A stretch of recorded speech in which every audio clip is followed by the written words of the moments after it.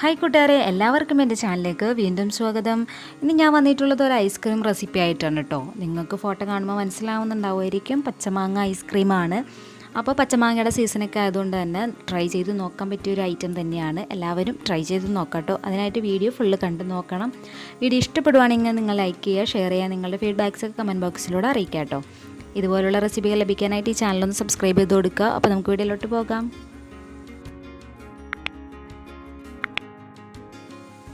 അപ്പോൾ നമുക്ക് ഈ ഐസ്ക്രീം ഉണ്ടാക്കാൻ വേണ്ടിയിട്ട് ആദ്യം തന്നെ വേണ്ടത് പച്ചമാങ്ങയാണ്. അപ്പോൾ ഓവർ പുളിയുള്ള പച്ചമാങ്ങ നിങ്ങൾ എടുക്കണ്ട കേട്ടോ. കാരണം ഐസ്ക്രീമിന് പച്ചമാങ്ങയുടെ ആ ഒരു പുളി മുന്തി നിൽക്കും. പിന്നെ പച്ചമാങ്ങ ഐസ്ക്രീം തന്നെ ആവുമ്പോൾ അതിനെ കുറച്ച് പുളി അത്യാവശ്യമാണ്. അപ്പോൾ അതുകൊണ്ട് കുറച്ച് പുളിയുള്ള മാങ്ങ എടുക്കുക, ഓവർ പുളിയുള്ള മാങ്ങ എടുക്കാതിരിക്കുക. നിങ്ങൾക്ക് ഇഷ്ടമുള്ള ഷേപ്പിലൊക്കെ നിങ്ങൾ കട്ട് ചെയ്തെടുത്തോ. പിന്നെ നിങ്ങൾക്ക് ഓവർ പുളി ഇഷ്ടമുള്ളവരാണെങ്കിൽ നിങ്ങൾ എടുത്തോട്ടോ, ഒരു കുഴപ്പമില്ല. ഇഷ്ടമില്ലാത്തവരുടെ കാര്യമാണ് ഞാൻ പറഞ്ഞത്. അപ്പോൾ നമുക്കത് ആദ്യം തന്നെ വേവിച്ചെടുക്കുകയാണ് ചെയ്യേണ്ടത്. നിങ്ങൾക്ക് എന്തിൽ വേണമെങ്കിലും വേവിക്കാം, പാനിലോ ചട്ടിയിലോ എന്തിലും വേണമെങ്കിലും വേവിക്കാം. ഞാനിവിടെ കുക്കറിലാണ് വേവിക്കുന്നത്. നമുക്ക് പെട്ടെന്ന് കുക്ക് ചെയ്തെടുക്കാൻ വേണ്ടിയിട്ടാണ് അങ്ങനെ ചെയ്യുന്നത്. കുക്കറിലാകുമ്പോൾ 1-2 വിസിലടിച്ച് കഴിഞ്ഞാൽ നന്നായിട്ട് വെന്ത് കുഴഞ്ഞ് കിട്ടും. പാനിലാണെങ്കിൽ നമ്മൾ വെള്ളം വറ്റിച്ചെടുത്ത് നന്നായിട്ട് വേവിച്ചെടുക്കണം. അപ്പോൾ നമ്മൾ ഇളക്കിക്കൊണ്ടിരിക്കണം, അടി പിടിക്കാതെയൊക്കെ ശ്രദ്ധിക്കണം. അപ്പോൾ പാനിലാണ് വേവിക്കുന്നതെങ്കിൽ അതിൻ്റെ പാകം എന്ന് പറയുന്നത് വെള്ളമൊക്കെ വറ്റി നന്നായിട്ട് കുറുക്ക് രൂപത്തിൽ നമ്മുടെ മാങ്ങ കിട്ടുക. ഓവർ കുറുക്കായാലും വിഷയമൊന്നുമില്ല കേട്ടോ. പിന്നെ നമുക്കതിലോട്ട് ചേർക്കേണ്ടത് പഞ്ചസാരയാണ്. അപ്പോൾ അത് ഓരോരുത്തരുടെ മധുരത്തിനനുസരിച്ച് ചേർത്ത് കൊടുക്കുക. അതുപോലെ തന്നെ മാങ്ങയുടെ പുളിക്കനുസരിച്ചിട്ടും വേണം ചേർക്കാനായിട്ട്. പിന്നെ അതിലോട്ട് ഞാൻ ഒരു 1/4 ഗ്ലാസ് വെള്ളം, ആ പഞ്ചസാരയുടെ ഒപ്പം തന്നെ വെള്ളവും ചേർത്ത് കൊടുത്തിട്ടുണ്ട്. വെള്ളം ഓവറായിട്ടൊന്നും ചേർക്കേണ്ട ആവശ്യമില്ല. അപ്പോൾ മാങ്ങ അവിടെ വേവാനായിട്ട് വെച്ചിട്ടുണ്ട്. അപ്പോൾ ആ സമയം കൊണ്ട് നമുക്ക് പാല് കുറച്ച് കുറുക്കിയെടുക്കണം. അപ്പം ഞാനൊരു പാലിലോട്ട് 1 ഗ്ലാസ് പാല് ചേർത്ത് കൊടുത്തിട്ടുണ്ട്. അതിലോട്ട് ഒരു 1/4 ഗ്ലാസ് പഞ്ചസാരയും ചേർത്ത് കൊടുത്തിട്ടുണ്ട് കേട്ടോ. അപ്പോൾ ആദ്യമേ നമ്മൾ 1/4 ഗ്ലാസ് ചേർത്തിട്ടുണ്ട്, ഇപ്പോഴും 1/4 ഗ്ലാസ് ചേർത്തിട്ടുണ്ട്.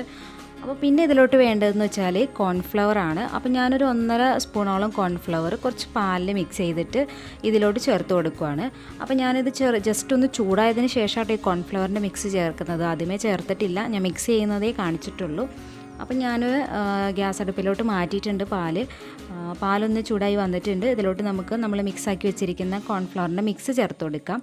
കോൺഫ്ലവറിൻ്റെ മിക്സ് ചേർത്തിട്ട് പിന്നെ ഒരു കാര്യം പ്രത്യേകം ശ്രദ്ധിക്കുക, എപ്പോഴും ഇങ്ങനെ ഇളക്കിക്കൊണ്ടിരുന്നോളണം കേട്ടോ, അല്ലെങ്കിൽ അടി പിടിക്കും. അതുപോലെ തന്നെ കട്ട കെട്ടിപ്പോകും. അപ്പോൾ അത് വരാതിരിക്കാൻ വേണ്ടിയിട്ട് എപ്പോഴും ഇളക്കിക്കൊണ്ടിരിക്കാം. അത്യാവശ്യം നന്നായിട്ട് തന്നെ തിളച്ച് നല്ല കുറുകി പാകമായി കഴിയുമ്പോൾ നമുക്കതിൻ്റെ ഫ്ലെയിം ഓഫ് ചെയ്യേണ്ടത് കേട്ടോ. അപ്പോൾ നമ്മുടെ അവിടെ കോൺഫ്ലവർ നന്നായിട്ട് ചേർത്തപ്പോൾ നന്നായിട്ട് മിക്സായി വന്നിട്ടുണ്ട്. ഇനി ജസ്റ്റ് നന്നായിട്ടൊന്ന് കുറുകിയും കൂടെ വന്നു കഴിഞ്ഞാൽ നമുക്കിത് ഓഫ് ചെയ്തിട്ട് തണുക്കാനായിട്ട് മാറ്റി വയ്ക്കാം. അപ്പോൾ അത് ഞാനവിടെ തണുക്കാനായിട്ട് മാറ്റിയിട്ടുണ്ട്. ഇനി നമുക്ക് അടുത്തത് വിപ്പിംഗ് ക്രീം വിപ്പ് ചെയ്തെടുക്കലാണ്. അപ്പോൾ ഞാനൊരു 1/2 ഗ്ലാസ് വിപ്പിംഗ് ക്രീം എടുത്തിട്ടുണ്ട്.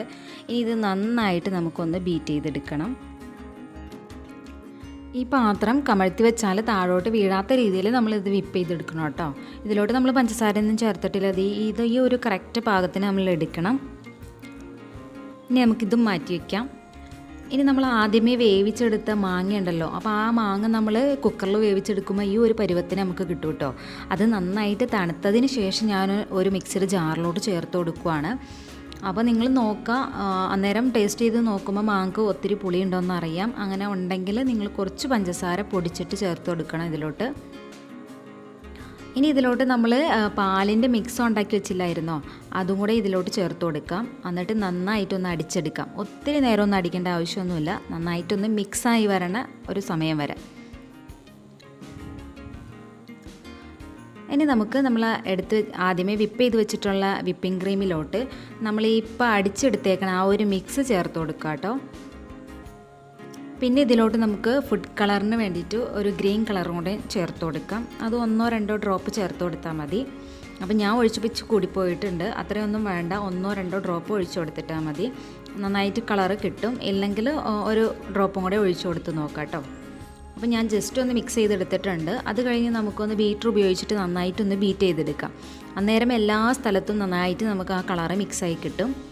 അതുപോലെ തന്നെ ആ പാലിൻ്റെ മിക്സും വിപ്പിംഗ് ക്രീമും നന്നായിട്ട് മിക്സായി കിട്ടും. അപ്പോൾ നന്നായിട്ട് ഞാനിവിടെ ബീറ്റ് ചെയ്തെടുത്തിട്ട് ഇനി നമുക്ക് ഒരു ഇൻഗ്രീഡിയൻറ്റോടെ ചേർക്കാനുണ്ട്. കണ്ടൻസ്ഡ് മിൽക്കാണ്. അത് ഓപ്ഷണലാണ്. നിങ്ങൾ ചേർക്കുവാണെങ്കിൽ നമ്മുടെ ഐസ്ക്രീം നല്ല ക്രീമി ആയിട്ട് കിട്ടും കേട്ടോ. അപ്പോൾ ഉണ്ടെങ്കിൽ ചേർക്കാം. ഒരു 2-3 സ്പൂണോളം നമുക്ക് ചേർത്ത് കൊടുക്കാം. ഇത് ചേർത്ത് കൊടുത്തിട്ട് നമുക്ക് ഒന്നുകൂടെ നന്നായിട്ടൊന്ന് ബീറ്റ് ചെയ്തെടുക്കാം. ബീറ്റ് ചെയ്താലാണ് എല്ലാ ഭാഗത്തും എത്തുള്ളൂ. ഇത് നന്നായിട്ട് ബീറ്റ് ചെയ്ത് കഴിയുമ്പോൾ നമുക്കിതൊരു കണ്ടെയ്നറിലോട്ട് മാറ്റാം കേട്ടോ. അപ്പോൾ ഞാനിവിടെ ഒരു പ്ലാസ്റ്റിക് ടൈപ്പ് കണ്ടെയ്നറാണ് എടുത്തിട്ടുള്ളത്. നിങ്ങൾക്ക് ഏത് ടൈപ്പ് വേണമെങ്കിലും എടുക്കാം. അപ്പോൾ അതിലോട്ട് നമുക്ക് മാറ്റാം. അപ്പോൾ ഞാൻ ഇവിടെ മാറ്റിയിട്ടുണ്ട്. ഇനി നന്നായിട്ട് നമുക്കിതിൻ്റെ മുകൾ വശമൊക്കെ ഒന്ന് ലെവൽ ചെയ്ത് കൊടുക്കാം. അതിനുശേഷം നമുക്ക് നന്നായിട്ടൊന്ന് ടാപ്പ് ചെയ്യാം. നമുക്ക് നന്നായിട്ടൊന്ന് മുട്ടിക്കൊടുക്കാം. എന്നാലാണ് അതിലെ എയർ ബോൾസൊക്കെ മുകളിലേക്ക് വരുള്ളൂ. അതിനുശേഷം ഇത് നന്നായിട്ട് അടച്ച് നമുക്ക് ഫ്രീസറിൽ വെക്കണം. ഒരു 6 മണിക്കൂർ മുതൽ 8 മണിക്കൂർ വരെ വെക്കണം. ഞാൻ വൈകിട്ടാണ് ഉണ്ടാക്കിയത്. അപ്പോൾ അതുകൊണ്ട് പിറ്റേന്ന് രാവിലെയാണ് ഇത് എടുത്തിട്ടുള്ളത്. അന്നേരം നല്ല സെറ്റായിട്ട് കിട്ടിയിട്ടുണ്ട്. അപ്പോൾ നമുക്കിത് ഫ്രീസറിലോട്ട് മാറ്റാം. അപ്പോൾ നമ്മുടെ പച്ചമാങ്ങ ഐസ്ക്രീം ഇവിടെ റെഡി ആയിട്ടുണ്ട് കേട്ടോ. ഞാൻ ഇവിടെ സ്കൂപ്പ് ചെയ്ത് എടുക്കുവാണ്. കറക്റ്റ് ഐസ്ക്രീമിൻ്റെ പെർഫെക്ഷൻ നമുക്ക് കിട്ടിയിട്ടുണ്ട്. അപ്പോൾ പച്ചമാങ്ങയുടെ സീസണൊക്കെ ആയതുകൊണ്ട് തന്നെ എല്ലാവരും ഇതൊന്ന് ട്രൈ ചെയ്ത് നോക്കുക. കുട്ടികൾക്കൊക്കെ ഇഷ്ടമാവും. നിങ്ങളുടെ ഫീഡ്ബാക്സൊക്കെ കമൻറ്റ് ബോക്സിലൂടെ അറിയിക്കുക. വീഡിയോ ഇഷ്ടപ്പെടുവാണെങ്കിൽ ലൈക്ക് ചെയ്യുക, ഷെയർ ചെയ്യുക. ഇതുപോലുള്ള റെസിപ്പികൾ ലഭിക്കാനായിട്ട് ഈ ചാനലൊന്ന് സബ്സ്ക്രൈബ് ചെയ്ത് കൊടുക്കുക കേട്ടോ. സബ്സ്ക്രൈബ് ചെയ്യൽ ഫ്രീ ആണ്. അപ്പോൾ ഇനിയും ഇതുപോലുള്ള റെസിപ്പികളൊക്കെ ആയിട്ട് വീണ്ടും വരാം. അതുവരെ ഓക്കെ, ബൈ, താങ്ക് യു.